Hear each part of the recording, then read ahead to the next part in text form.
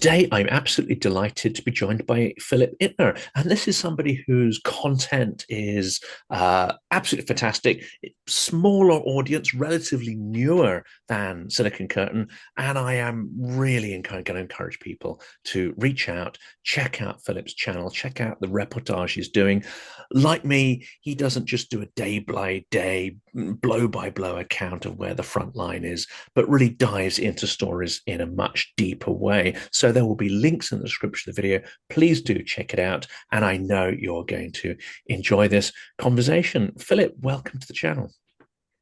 Jonathan, I very much appreciate the invitation. And you are actually there on the ground. Your podcast channel is called On the Edge. Let's start with that. Mm-hmm. Why are you in Kyiv? Why the name? What on earth are you doing? A question I ask myself often. Okay, so not to go into my very origin story, but I always wanted to be a foreign correspondent. I worked in my hometown of San Francisco in a local news station, and while it was thrilling to do four-alarm fires and the mayoral race and all the rest of it, I always knew I wanted to do something kind of on a more global stage and internationally. So I moved to London right after I graduated and got into the news business and ultimately started working for CBS News. And I worked for them for approximately 15 years. Um, Eventually I would go back to New York, but then I still had the hunger to go internationally, and I chose of all places to go through a series of decision making that I won't go into. But ultimately, I ended up in Boris Yeltsin's Moscow, kind of mid '90s, late '90s, right during the ruble collapse and the search for a replacement that would ultimately lead to Vladimir Putin. I saw the rise of Putin. I was a firsthand witness to the apartment bombings, to the various bombings that happened in the '90s that propelled him to the presidency. And I saw the threat from him. But then a little thing called 9/11 happened, and I was sucked into being a war correspondent. And I spent a good decade plus covering the various wars in the Middle East. I was deputy bureau chief in Baghdad for CBS News. I was in Afghanistan like a week after 9/11. So I had my experience with war, and I desperately I'd had enough of war. War is an exhausting endeavor, and I was sick of it. And during COVID, um, as many of us did, I did a reassessment of what it is I wanted to be doing with my time on this earth, and I decided I really didn't want to do suffering anymore, and that was our bread and butter, is natural disasters, wars, these kind of things. And I'd seen enough refugees, I'd seen enough children made homeless, and all the horrors of it all. And I said, right, I'm off back to California to start doing documentaries about Yosemite or the Pacific Coast Highway or something nice. However, I had been on Maidan in 2014, and this was a life-altering event for me because I was on Maidan, and I won't go into great detail. I've expressed it in other, vlogs and things I've done, and I do get rather emotional about it sometimes. But I was implored to by there, in particular, two babushka who came out of the shadows one night as I was touring around showing a recent arrival colleague of mine the lay of the land on Maidan. This is where the Georgians are. This is where the private sector is. This is where the young Europeans are, this kind of thing. And we were on our way back to the hotel, and these two old women came out of the shadows, and they said, "Are you foreign journalists?" And my Polish colleague and I said, "Yes, we are." And they instantly fell about themselves as only, old grandmothers in this part of the world can do, tearing at their clothes and crying and grabbing their kerchiefs and begging us, don't forget about us. Don't forget, ni zabuvayu nas. Don't forget about us. Because they knew that Russia was never going to let them just leave the empire, that they knew that the history of their country, betrayal after betrayal by one empire or another empire. And we walked away. I turned to my Polish friend, and of course, they had said, "Don't forget about us." And I choked up and emotional and said, I promise I will not forget. And we're walking away, and I say to my friend, what was this emotional event that just happened? What was that? And he turned to me, being a Pole perhaps, turned to me and said, how old do you think those women were? And I said, well, it's hard to tell, still 70s, maybe early 80s, can't tell. He said, think about what their lives have been like. Think what they've lived through. Being, the Second World War, maybe even potentially the Holodomor, because of course this was 2014. Their lives have been tragic. They have suffered their entire lives, and they don't want their children or their grandchildren to suffer through the same. So, that's a long story as to why I'm here. But basically, I just felt, I mean, you don't make a promise in this part of the world. You do not make a promise to a Baba and not follow through. I felt I wasn't just making a promise to these two old women. I felt I was making a promise to Ukraine. And knowing Ukraine's history, I felt duty bound. So as much as I wanted to get away from war after COVID and go do nice things, I had to come here. And so I did. I hopped on a plane shortly after the initial, the onslaught, February of 2022. First went to Lviv to kind of see the lay of the land, and ultimately came here to Kyiv. And I was doing kind of reportage, as you mentioned, kind of logging and kind of doing the reporting that I'd done in my professional career, um, and put it out wherever I could as reports. But I quickly found that a one-man band just wasn't sufficient. So I did about a year and a half of doing reports. And then I just realized, I said, no, I've got to set up a studio so that I can do this with guests that we can then bring in and just go through this. And I wanted to, as you do, discuss it in a more comprehensive manner and more in depth. Let somebody else do the day to day. Somebody else do what I call the scrimmage line. I would try to show who these people are, these Ukrainians, so that you would understand who they are, so that my audience would understand who they are, why they're fighting so hard, what it is that Russia offers as an alternative. And also to steal the narrative away from Russia, which I thought was getting way too much traction online.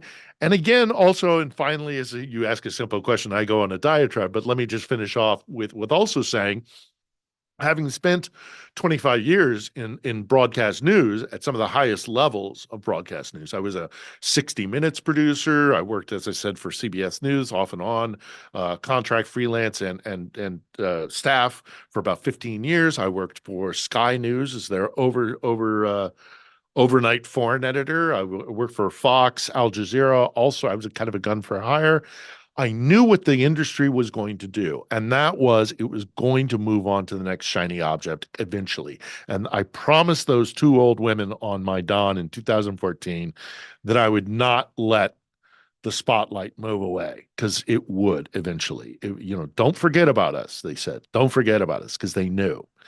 And so sad for better or worse, I feel obligated to be here and stand beside these people and try to tell their story and not let them be forgotten, because this is probably the most historic war that I will ever cover in my life. And I hope to God it's my last one, but there is nothing more important happening globally right now. And I'm ashamed to say that the international press corps, Western press in particular, is not doing a good job explaining what is actually happening here and what's at stake. So all of these things combined, both the promise I made on Maidan, and also a recognition that the news industry is deeply, deeply flawed in the West. It compels me to be here. I'm going to stay here.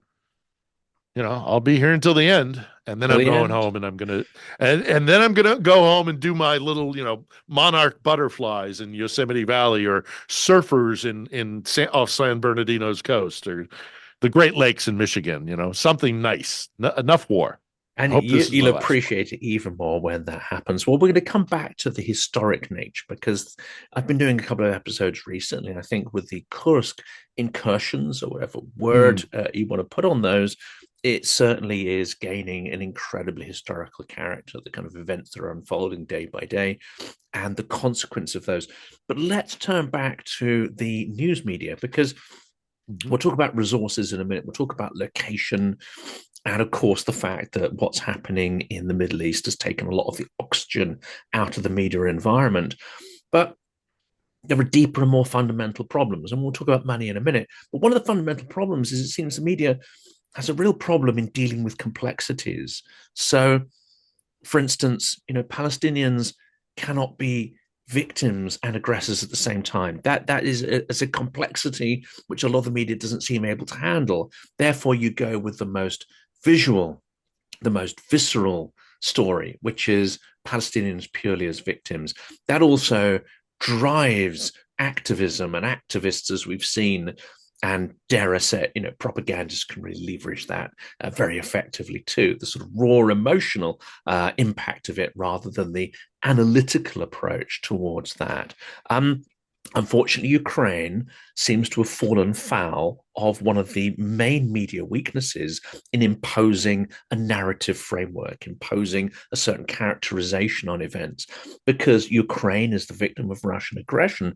But they do not behave like victims. They refuse to lay down and just sort of suffer and beg for arms and play the traditional kind of victim character.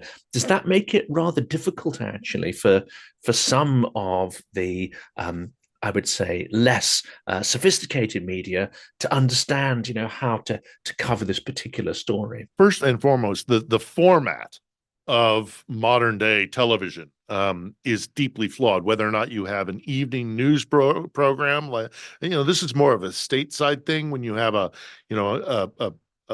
evening news bulletin that runs for a half an hour or an hour, whatever it is, you're really more about trying to keep your audience going until the commercial break because your money comes from selling airtime. We in the States, and I could talk about, I worked in British broadcasting as well, so I could talk a little bit about that. But in stateside, we used to have a thing called the fairness doctrine that we have more or less abandoned, and that would have been it was always seen within the news organizations that this was part of the way for you to get licensed to broadcast was that you had to provide news, and that has been abandoned, and it is now a profit making margin. And I oftentimes tell the story that a friend of mine told me in Baghdad. He was the bureau chief, I was the assistant bureau chief, and he was a veteran of the industry, and he of CBS, and he tells the story of being in the newsroom in the 80s, and the executive producer of CBS Evening News, I think probably at that time with Walter Cronkite, uh, uh, was missing from the editorial meeting, which is something he was very out of character for him. So they were very concerned, and it turned into a long wait for him to arrive. Finally, he came in, and my friends tell us the story of him first apologizing for being late, something he never did. I've just been up at the corporate headquarters at CBS, and I've got good news and I've got bad news. What do you want first? The room, having been kind of anxious to see their colleague arrive, said, "Well, heck, give us the good news." He said, "Well, the good news is that last night, um, uh, because of a program called 60 Minutes, CBS News Division, for its first time in its history, turned a profit with the ratings." And everybody went, that's exciting. That's exciting. What's the bad news?" And he said, "For the first time in its history, because of 60 Minutes, the CBS News Division has made a profit." His point being, they made a profit last night. They're going to want it next week as well, and more and more and more. This is no longer about news. This is about ratings and profit. And that's where we are. And then, of course, you have the 24-hour news guys who are, just churning stuff out on a very surface level. I mean, try and explain Ukraine or any other issue that has any kind of complexity. Most human stories do. Try and explain that in a 2-minute 15 segment, you know?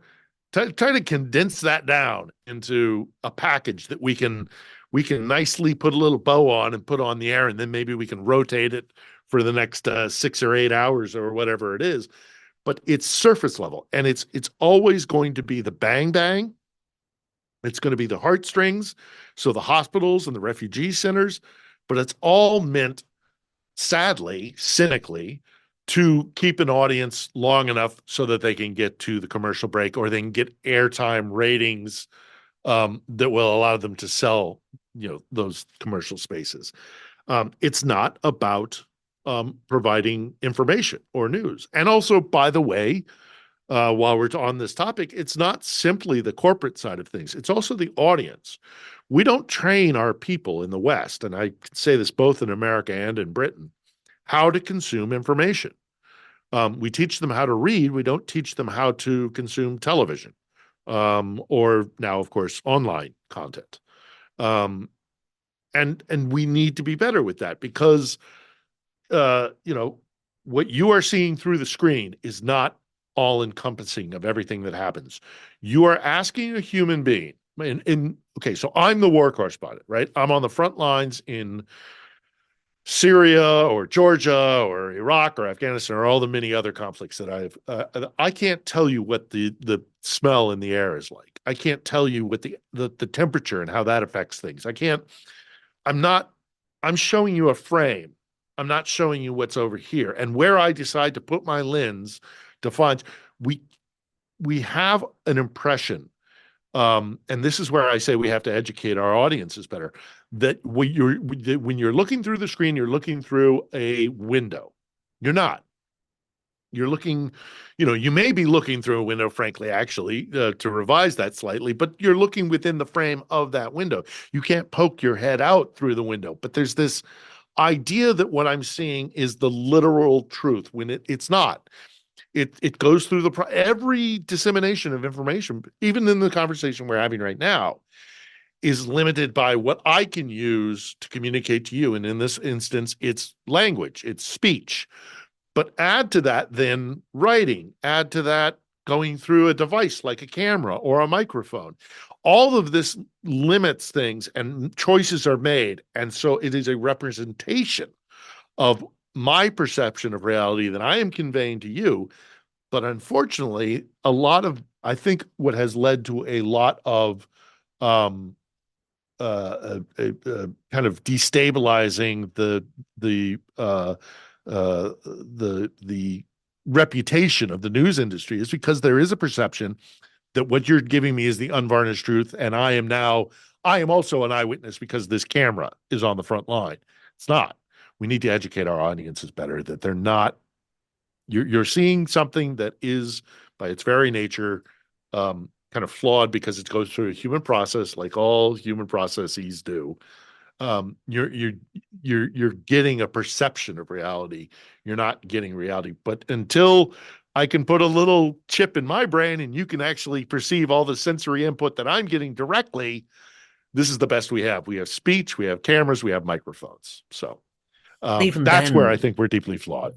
and even then, one individual's perception, one individual's experience is cannot be purely objective anyway, and in fact is very much shaped by their own direct experience, their own prejudices, their own assumptions, sometimes their own lack of knowledge. So you could parachute somebody into Ukraine, but they may have Ah, literally no understanding whatsoever of historic context. And well, this is the other thing. Yes, yes, some you're journalists right. take And real pride in that no, as well. Like, I know nothing. I'm not biased because I know nothing about.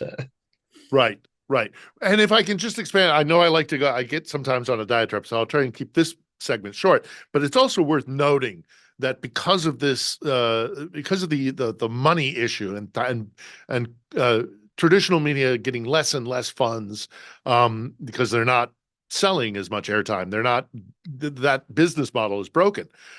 They have cut into management, of course, because it's always management. They're not going to cut the guys who actually go to the front lines.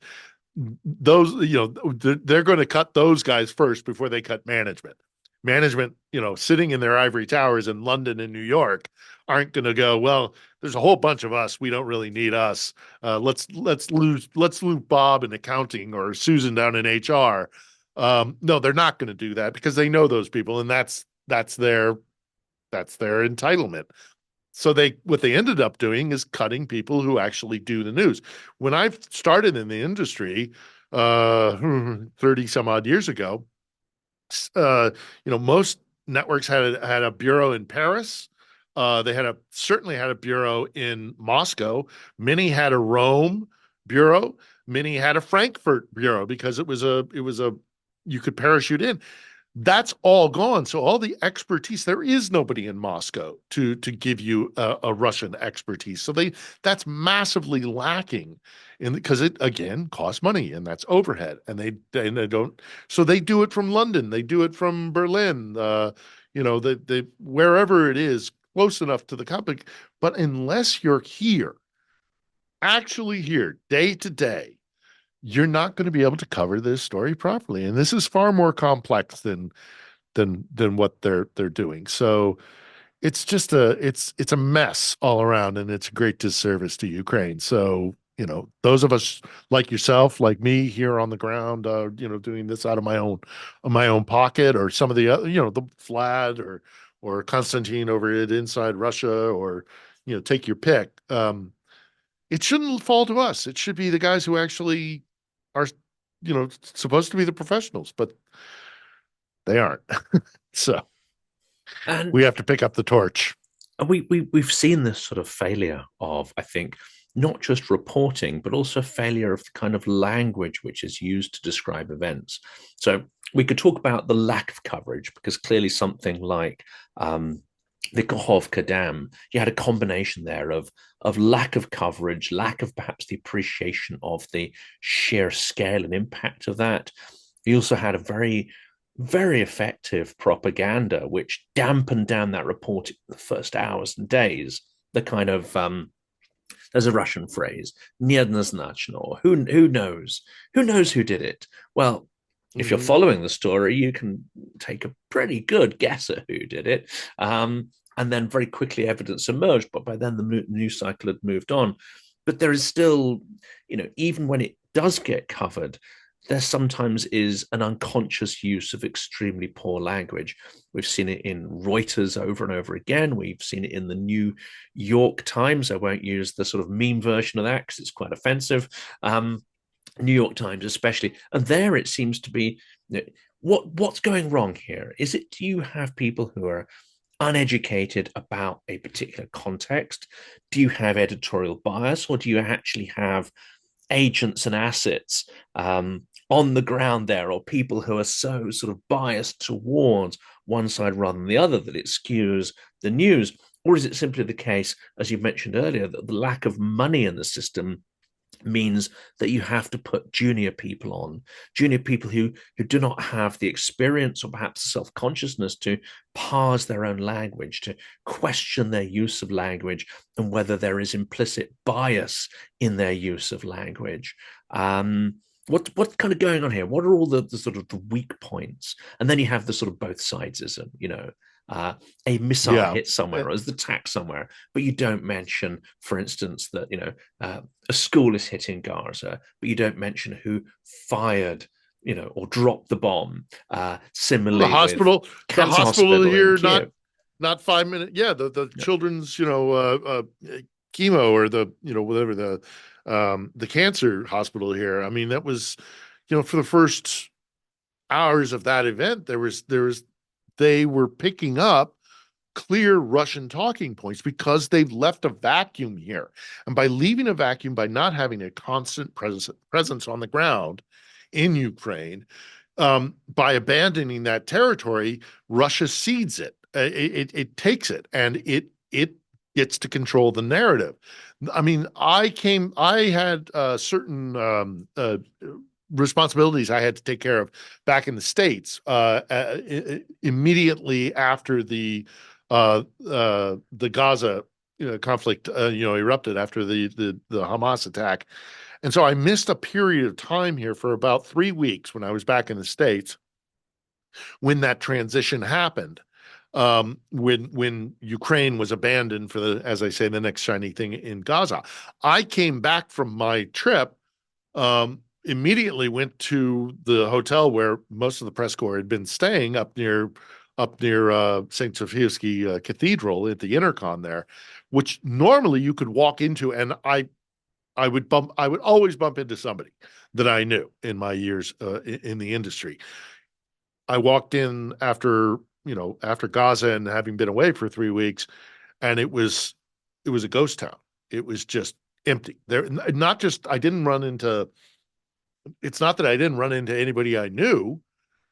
There was no. The entire press corps had immediately left, and so there's that. There's the fickleness of the industry that they go to the next shiny thing.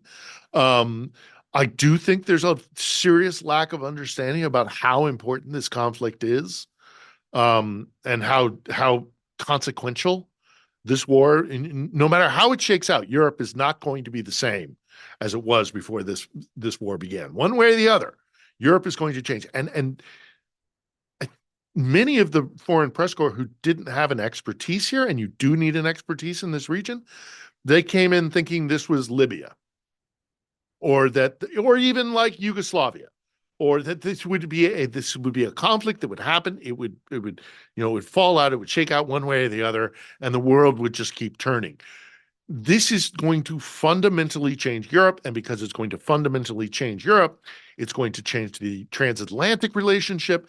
All of this hinges on what happens here, who wins this war, whether there is a resurgent Moscow that can exert its influence on Europe, or whether or not it Putin and autocracy and Russia's empire is pushed back. It's going to change everything, but they don't, because they don't understand how important it is. They've just moved on like, well, this is, and what they've done is they've also, and this also plays into the money, but it also is just for convenience.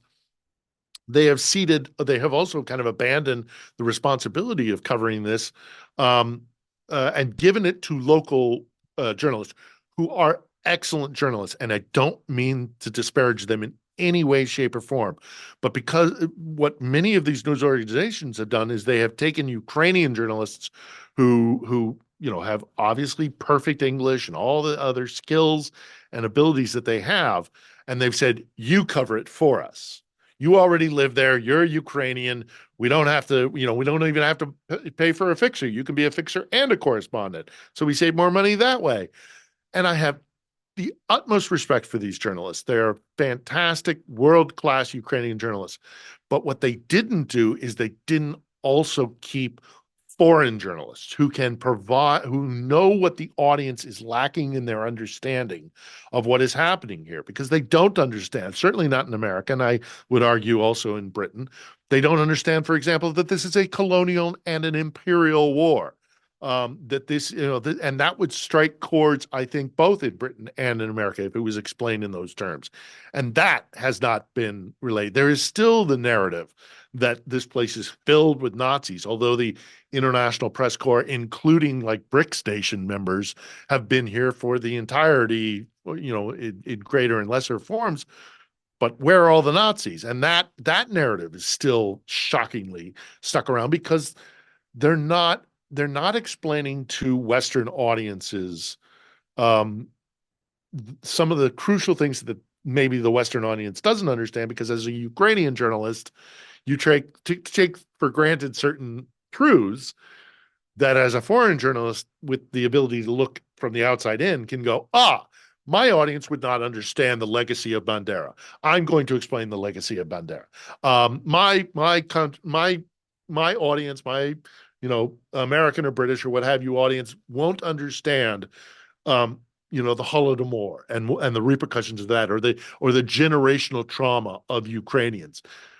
So they have let you ask about, like, is it just a mindset? Is it a rhetorical issue that they just simply don't understand? Yes, that's absolutely part of it. But there's also, the fact that they've let Russia kind of control the narrative in so many different ways. And because Russia is so good at information warfare online, that we're oftentimes having to run catch up to these guys. And again, just, it shouldn't be us doing this. It shouldn't be guys like you and me, Jonathan. There should be infrastructure here. There should be a cameraman. There should be an editor. There should be, you know, people in different traveling to different. I mean, there's poor Zarina Zabriskie, who's down in Kherson reporting on daily war crimes with drones chasing human beings down like some sort of sick, demented human safari. That is a story that should be everywhere, and it's not, because these international news communities, they don't have the manpower or the interest, frankly, to send people to not only here Kiev, but to the front, to whatever it is. So we're not covering this properly, because we just don't have the means. And of course, Sorry, I don't know if you're picking up the air raid siren. no, that's not coming through. Oh, it's But it's in the next room. It's okay. It's okay, okay. you don't need to. It's part of living in Kiev. No, I don't need to run off. No, it's part of living in Kiev. Um, it's extraordinary, isn't it? Because I haven't been to the front, and yet from the people I speak to, I get a sort of a sense of the scale of it and the scale of the destruction, which is only really comparable, I think, to World War II in terms of scale and intensity, but also the sense that you've alluded to here, that the consequences could be huge. And your podcast is called On the Edge, and it's not just the edge of one empire against another as a Western Empire versus. It's not, I think, about so much empires. It's literally the dividing line between an entirely different way of seeing the world. One is a feudal, aristocratic. No, sorry, I'll cut that because that makes no sense. One is a feudal, autocratic way of doing things, which has been blended with a sort of informal power, mafia style business model. I can see that that is incredibly attractive to the world's autocrats and demi-autocrats. They love to play on the edge between, rule of law. Yes, we'll say, we'll nod, or we'll say we agree to these things. But as soon as another game comes into town that can benefit them personally and their elites, we've seen that in the last 3 years. They're going to jump to that. The way India is guzzling up, Russian oil, etc. No sense of, I would say, democratic values or any kind of morality there. It is this struggle, and Ukraine is emerging from the sort of Soviet chrysalis, as it were. They're trying to turn into the kind of democratic butterfly that they've always wanted to be, but been suppressed. So it really is a front line, a bleeding edge of one value system against another. That has implications for the whole world trade, institutions, and the direction of the subsequent decades and even centuries, if one side were to hold sway over the other.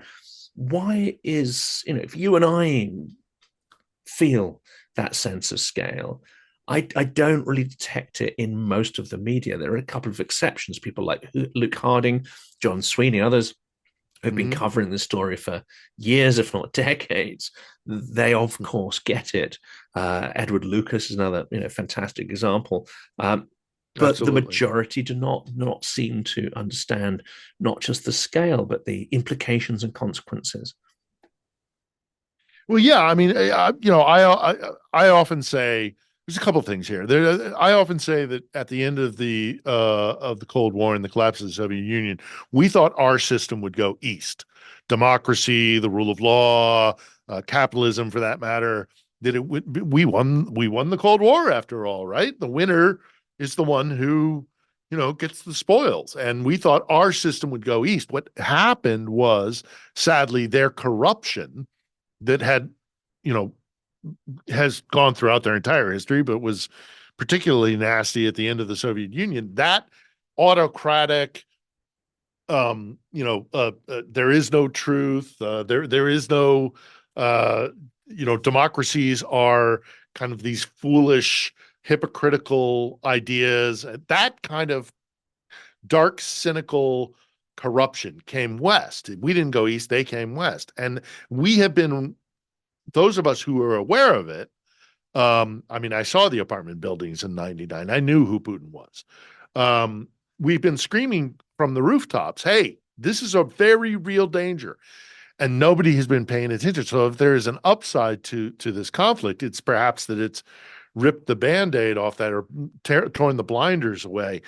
There is a reason why, and I appreciate you pointing out that On the Edge is not simply the title because we are on the edge of Russian empire, but I really do believe we are on the edge of one period in history and moving into another. We are on the edge of whether or not the concept of liberal democracy exemplified in the American project um, succeeds, or do we slip back into kind of our more brutal, kind of feudalism and all the rest of it that Russia represents. There's a reason why at the end of every single episode of my interview program or podcast or whatever you want to call it, I put up a slate from the great American President Abraham Lincoln, and I put it up for a very specific reason, because when I left Moscow, I was plagued for years and years, and literally years and years, with this. Are we really full of it? Is it all hypocrisy? Because, these ideals that we put out there, that all men are created equal with inalienable rights, and you aren't just a form of chattel. You aren't, that those ideals are true, because I do see that we betray those ideas regularly.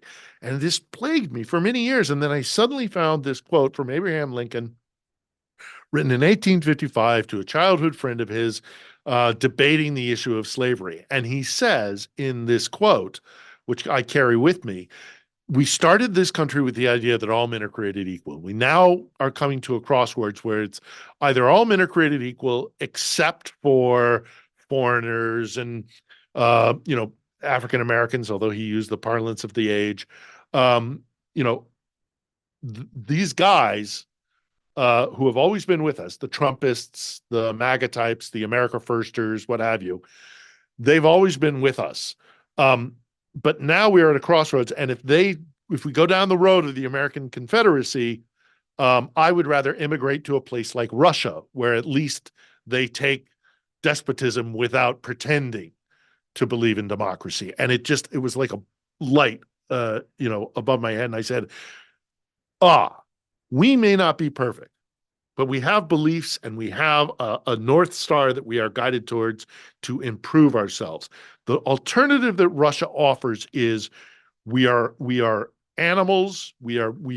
Power is based on what you can achieve by force of will or arms. All relationships are binary. Somebody wins, somebody loses. It is a very brutal way of life and perceiving human interaction, whereas at least, as flawed as liberal democracies are, we try to be better.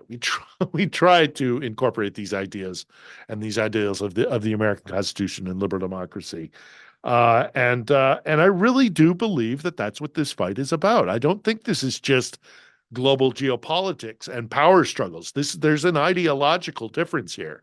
I mean, look at what Alexander Dugin writes about. And I know I don't want to give Dugin too much power, but or influence, but there is definitely a perception in Russia that you guys in the West, you speak about these ideals and you never live up to them. To which my answer is yes, but you Russians never even try to achieve ideals. You're not. Your response to the difficulty of achieving these ideals is to abandon them and to resort to just basically might makes right. And I think that's what Ukrainians are fighting against.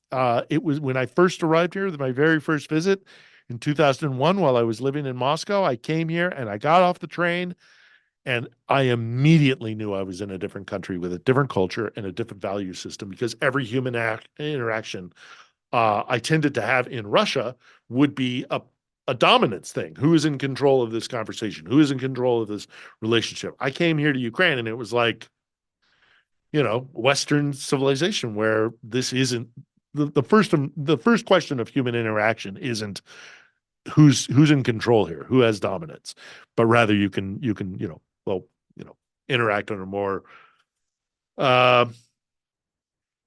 cooperative manner. Anyhow, so Yeah, it's more than just territory. It's more than just politics. It's what kind of world do we want to live in? And the Ukrainians have decided, and I'm here for it. I'm going to stand with them to the end. And that differences is something we've explored in many of the videos on this channel.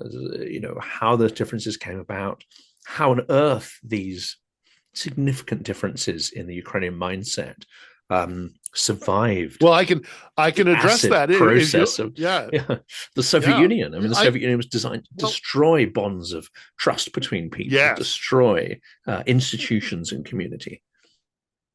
and always exert Moscow's dominance.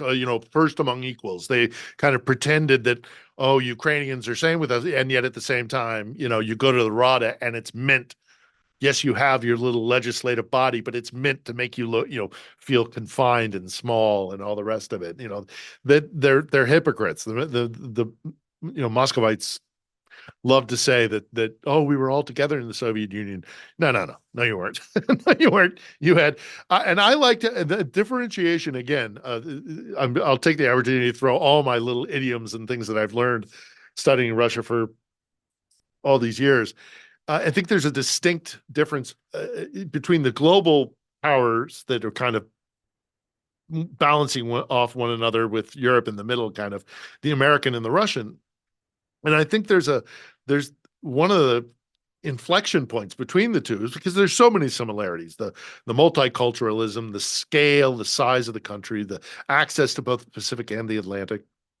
A lot of similarities can be made between America and Russia, but the inflection point that I often reference is that, to my mind, Russia fought its way out of nature. It clawed its way away from the Mongol horde, and it kind of it set up these its own society, but it was clawed out of nature, where you put up your little Kreml, your castle, and you keep the wolf at bay.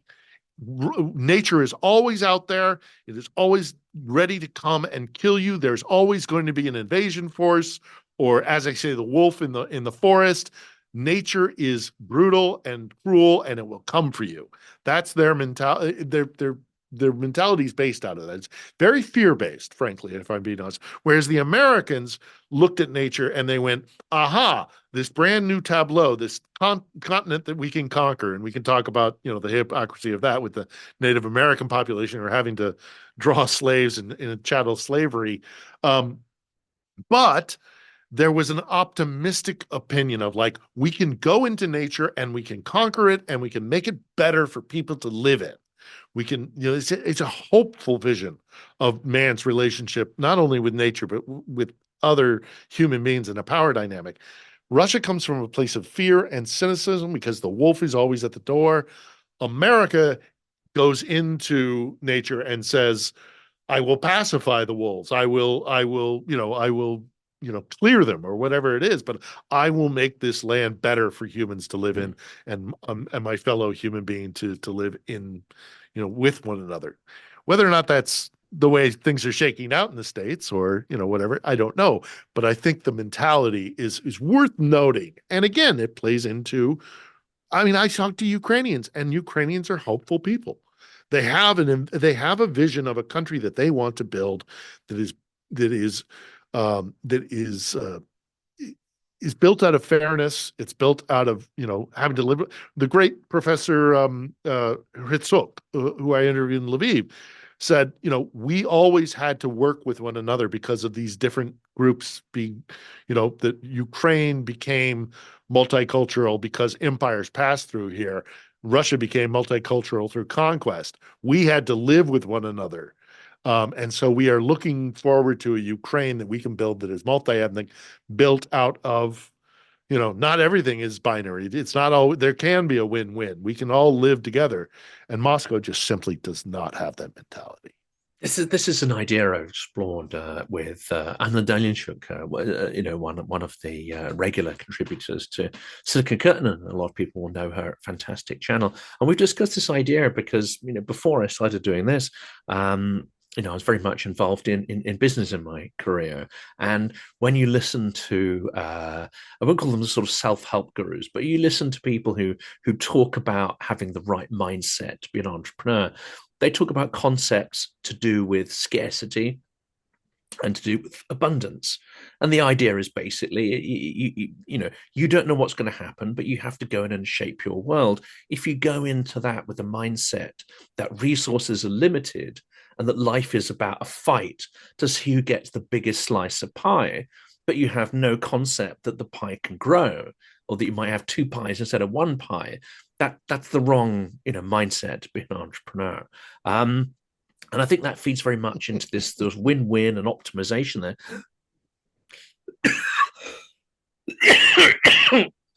I'll cut that. It seems to me that a pre-industrial mindset is very much around scarcity because the land, the economy can only produce so much. There's no miracle, there's no way for you to multiply the sort of abundance that's available to you. Again, it's a very sort of feudal, pre-industrial, pre-agricultural revolution mindset. I think Russia is stuck in there. Its industry is built around extraction, and there's only so much you can extract, and everyone takes their cut. But it's not a transformative kind of economy that adds value to raw materials. Whereas it strikes me that Ukraine very much has the more Western post-industrial, post-Enlightenment idea that you can build and grow and you can create opportunities that didn't exist before. You can end up with two pies, three pies, four pies. It's not all about fighting over the crumbs. Yeah, no, there's one again. I'm bringing out all the hits here, try and get them all in one go. But there's a wonderful idiom that I learned in Moscow in my time back in the 90s. The story of the farmer and the genie, where there's a Russian farmer. He's out tilling his field. He finds the ubiquitous, genie bottle. He opens it up. The genie pops out and says, "Right, I'm going to give you whatever you wish in this world, but just know that whatever I give to you, I'm going to give to your neighbor twice." And the Russian farmer thinks for a while, and then he says, "Take out one of my eyes."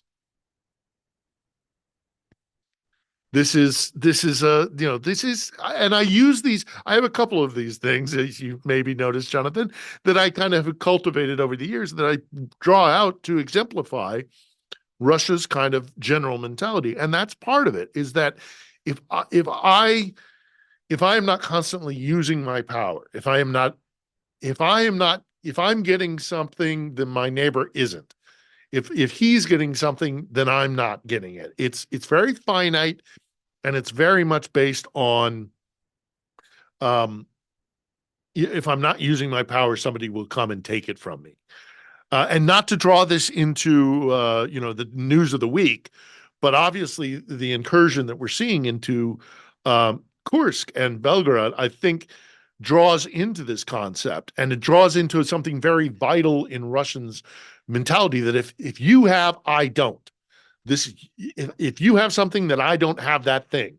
And also the fact that, like, this idea of the wolf is always at the door, that invasion is so integral to our sense of identity as Russians. I mean, you are told as a Russian child in school, there are enemies out there and they're coming for you. They're always coming for you, whether it's the West, whether it's, back in the day, the Mongol horde, whatever it is, somebody there is something coming for you. And I think that's why maybe this, whatever this thing is that the Ukrainians are doing in Kursk, might strike such a fundamental chord within Russia. And this, idea is that they are being invaded. They are losing territory, and it's a null sum equation. That's why I think whatever's happening in Kursk, if it goes well, and it's still early days, will strike that chord, because Ukrainians know the Russians better than anybody, and they know what's going to damage their concept. But all of this plays into this idea of, if I get, then you don't. If you get, then I don't. And it's just, in the 21st century, when we can move to a better way of living, it is very it's very regressive, this kind of mentality, and it's something that, again, and we need to talk about this in the West. they're not just trying to get away from Russia because of geopolitics. They're trying to get away from Russia because living under Moscow with that kind of mentality where everything is binary and all roads lead upwards to the whoever is in control in the Kremlin, that is a brutal way to live. And Ukraine doesn't want to live like that anymore. It's a very conscious decision. And those of us who don't want to see um, this mentality out of Russia, which has been adapted by some fellow travelers in the West, not least of which, Donald Trump, Marie Le Pen, Nigel Farage. It's everywhere. It is this common mentality of like might makes right. Dominance is what life is about. I must achieve over others. If immigrants are coming to our land, they will draw away our very limited resources, so we must be afraid of them, or even that our culture might, be changed because change is scary. All of these aspects come from so much of what, again, this poison. And I hate to be too, aggressive about this, but this what we thought our system would go east. As I say, their system came west, and a lot of these tenants I see in the West, and I'm deeply worried about my country of birth, America, because of Trump and his kind of fellow moralizing with this kind of mentality, or uh, what's happening here in Ukraine. We've got to push back against this, or we'll just we're just going to be repeating the errors of the past. We have to move past this mentality. And This the is last bit, this I is mean, the edge of it. yeah, right Yeah, on the we could talk for edge of hours. all I these know. things. I know we could probably talk about. I'll get one more in here because I think it's an interesting comparison. So we've got those who are, seriously compromised by their views to the point where they don't support Ukraine or are unlikely to do so. And, I'll let people fill in the blanks of those. There are, however, a class of people who are supporters of Ukraine, and there are people in the Biden administration who have done an awful lot to help Ukraine. But there seems to be, I would say, some limitations on that, and we sort of discussed endlessly.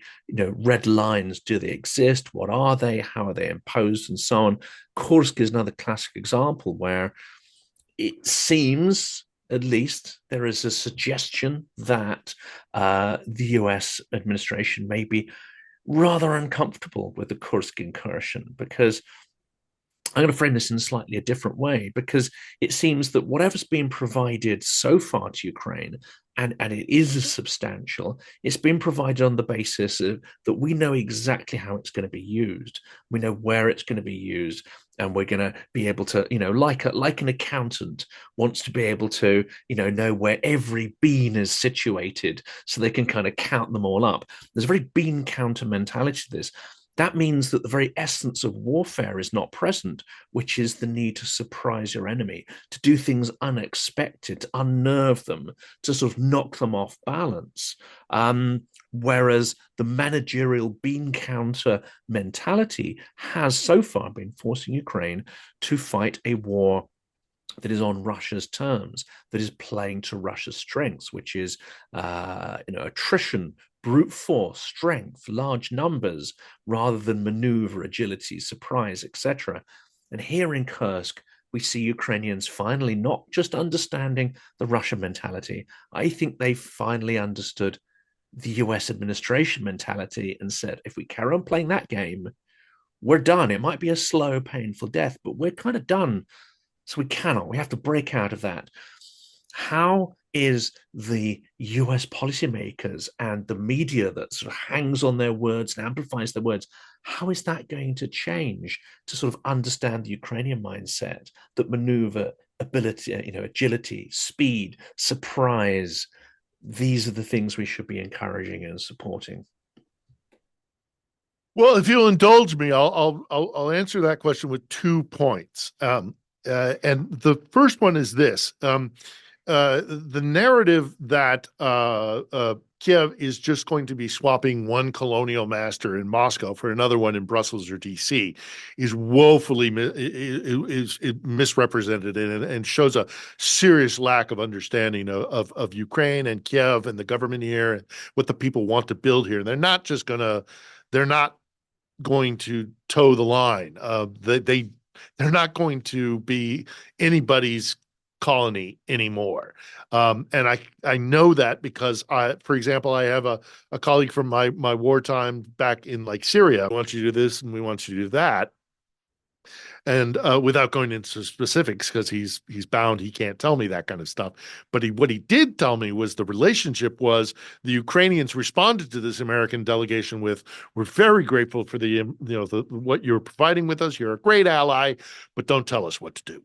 We'll do it." And that mentality needs to be understood in Brussels, needs to be understood in DC, but also in the wider world.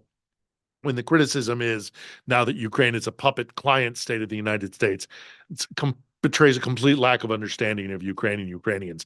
They know what it is to be colonized. They're not going to be colonized again. They're happy to have an ally, not an empire. So there's that. That's one of the first and foremost things. But then I'll wrap it up with the second point I'd like to make with your question, and that is the world needs to understand, and I try to relay this to my Ukrainian friends and colleagues here who get frustrated with America, and in particular, some of our policy, Jake Sullivan is in particular. See, you have to understand America's been attacked by Russia too. Okay, there was in 2016, I am of the mind, and I know this gets controversial, but I'm going to state it anyhow. We were attacked in 2016. We were a deeply compromised candidate whose relationship with Russia should have sent alarm bells running throughout American society, was elected to the highest position in the land, and he is still the head of one of the largest parties, or one of the main parties in the United States. We were attacked by the Kremlin with Donald Trump, and he is still looming large on our body politic. He is on the political landscape, and I fear that the Biden administration has been somewhat reluctant to give full-fledged support for Ukraine, due in no small part to the fact that Trump potentially could make great advances with this kind of mentality, because his constituency, his base, is very sick of foreign wars and has also feeds on the Russian propaganda, which they mainline because they are fellow travelers with the white Christian nationalism aspect of it and all the rest of it. But more than anything else is the fact that Trump is owned by Putin. He is compromised by the Kremlin, the aquarium, and Vladimir Putin. He needs to be in our rearview mirror. And sadly, again, with the understanding that we were attacked, we don't have we don't have a body count.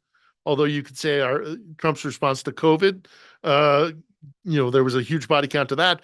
But while Ukrainians are dying and fighting and going through all sorts of deprivations and difficulties, which I would never compare to what is happening in the United States, you also have to understand that the United States was attacked and has been under attack by Russia with an information warfare and an attack on our body politic, on our civil society, that is compromising our ability to focus and really lend the support that we need to. I am hopeful if the elections go the way I am hoping they will go in November, and I am open about this because J.D. Vance in particular has repeatedly said he would abandon Ukraine, and I don't believe for a second anything that comes out of Donald Trump's mouth when it comes to Ukraine, because again, he's compromised by Putin.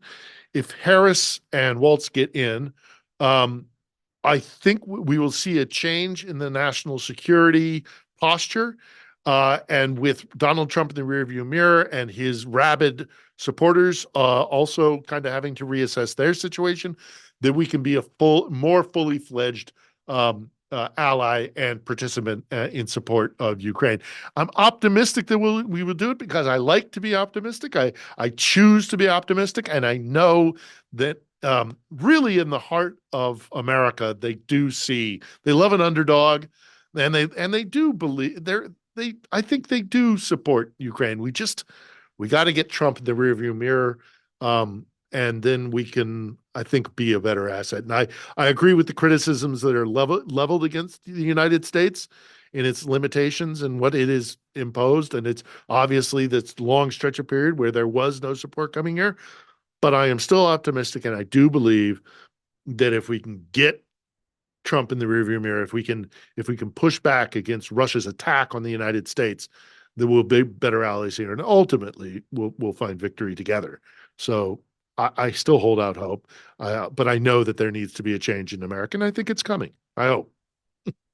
Well, there's plenty to talk about, I think, hopefully in what will be future episodes, future conversations, and as we approach November, If there's you going to can be a torrent of if you can spare, yes, if you can spare my diatribes, yeah, and if you don't mind me yapping away, it would be my great honor and pleasure to come back and discuss this more. We, all of us, obviously, Jonathan, need to keep this in the conversation internationally. So anything that we can do, and I would be more than pleased and honored to be back. So thank you for inviting me. definitely. And we can put, I think, together some interesting panels. The panel format is doing particularly well at the moment, get discussions going there. But really pleased to have this first of what I hope will be many conversations. And of course, just to close it out, I will recommend to the audience that they really do check out your channel, follow your materials, get engaged because you're there on the ground.